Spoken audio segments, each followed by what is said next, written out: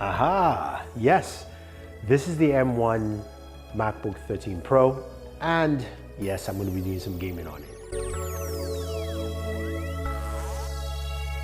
Hey guys, if you don't know, I do a lot of gaming on this channel, so definitely hit that subscribe button, notification icon, and you know what?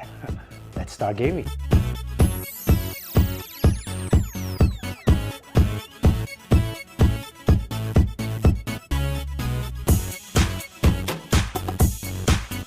Alright guys, the M1 MacBook Pro 13 is finally here, and we've seen a lot of rave reviews from everyone. Dave2D, Matthew Monens, everyone has talked about how good this device is.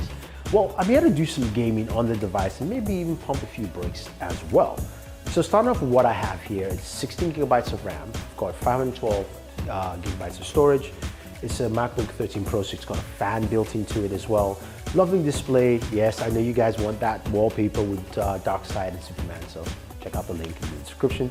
And it's also running Big Sur. And Big Sur has some nice additives to it. I am not a Mac user. I realize now more than ever, I'm still not a Mac user. But I do like some of the additions they have. The notification center is really nice. The way that you have your current apps and what you're running, and a preview at the bottom also works out pretty well for me. There's just some things that I just don't like. But that's not why we're here. We're here to check out what it does performance-wise. And we've seen some of the benchmarks, and this thing is truly quite interesting and a performance house. So the Cinebench R23 single core test, I did mine as well, 1500. It's pretty solid, really solid, quite impressive. Now the multi-core also was really good, doesn't beat out desktop processors, but again, for Apple's first try, this was a really solid game changer.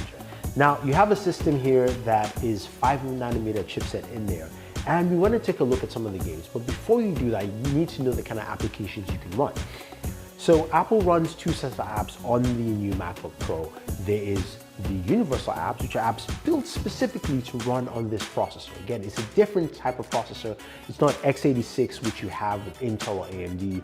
This is ARM, similar to what you have in your iPad or your iPhone. So you have to put it in that perspective. And universal apps on these run like a beast. Universal games run really well. So Asphalt 8 ran smooth, no problem. Now, I will say though, you can play games from the iOS App Store, and I was able to play games from Apple Arcade quite effectively, though some of the games that I downloaded were not part of Arcade, but still part of the iOS ecosystem, just didn't open. So again, some optimization has to happen there, just putting that out. Now, when it comes to games, or regular PC style games, if you will, this is where things are a little different. Now, these games are run off legacy application through Rosetta 2, allowing you to play original macOS games on this device. I was able to play 3 games so far.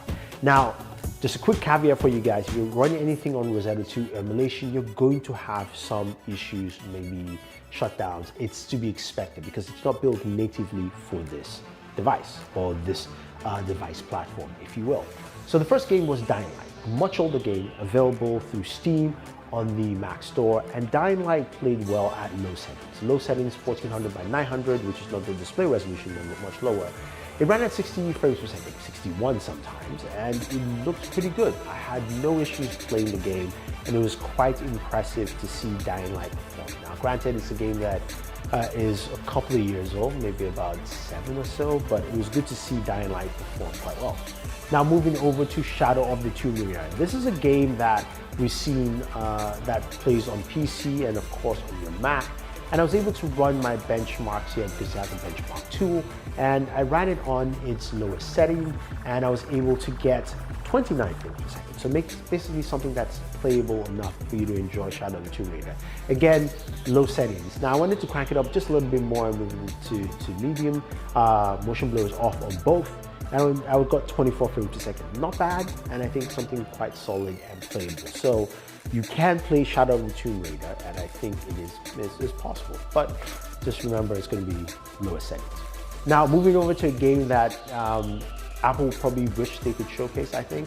But of course, the legal issues going around. But I installed the Epic's Game Store, because you can do that, and I was able to install Fortnite. And Fortnite played really well. Unreal Engine works well on the Mac, I would say. I think that's something overall, and also works well on ARM chipsets. So it was good to see Unreal Engine work well here. Lowest settings, 1400 by 900. I got 60 frames per second. Ran well, no slowdowns. Able to bump into the highest resolution, and I was getting about 30 frames per second. So gaming on here, so you're playing a game like Fortnite, you can play Fortnite well and enjoy it, not a problem. Now, there are some caveats to gaming on this device. So for instance, the Epic Game Store itself ran really slow, and also Steam also ran very slow. It was just choppy going through menus. Certain legacy applications like Chrome even ran slower. Granted, there is going to be Chrome for universal apps, but Chrome, just regular Chrome, if you will, just ran a bit choppy as well. I also had some shutdowns, and one of them was Borderlands 3, which I'm not showing you the game because it could not run. For whatever reason, it started up and then it shut down. So again, you're gonna face those kind of issues. But I think what it tells me is that it is possible. Now you're wondering about temperatures. I was able to play for a while and got about in between some of my gaming sessions, I got between 105, which is probably the lowest, to about 100 and I'd say maybe like 107 or so. And I think that's pretty fine, especially for something this thin. The fan did kick in at that time though, just because it was running a little bit harder probably than expected. I think overall, when you look at the M1 MacBook 13 Pro, is Apple has come out and said, look, we can do this ourselves. And they've shown they can. And I think this puts everyone on notice.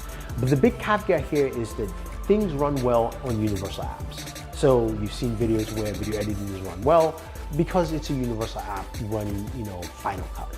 And that's the thing that has to make this work, and probably will make it work, because most developers will switch to universal application because they are not. This is not an x86 machine, and that's the main thing here.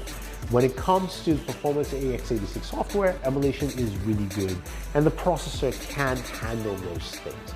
Now, what I will say for me is the most exciting is that now that Apple has come out and released this bad boy, it means that people like Intel will basically step up their game and give us something much better instead of giving us a 14nm chipset for the last couple of years.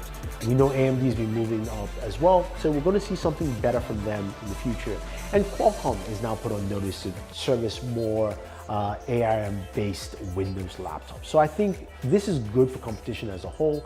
As a PC user, it's not going to get me to switch because it still feels like something that I am just very foreign to. But for Mac users, you have a lot of promise here. And I think you're definitely going to enjoy this as more software becomes available, more apps become usable as universal software. You're going to see huge improvements here. So I'm impressed. I'm impressed with what Apple has done. And hopefully that changes gaming on the Mac, because it would be nice to see that, and maybe we can get more games on here. So if you have any questions or any comments, guys, let me know. Otherwise, don't forget to like, share, subscribe, and always enjoy your entertainment. JC Productions.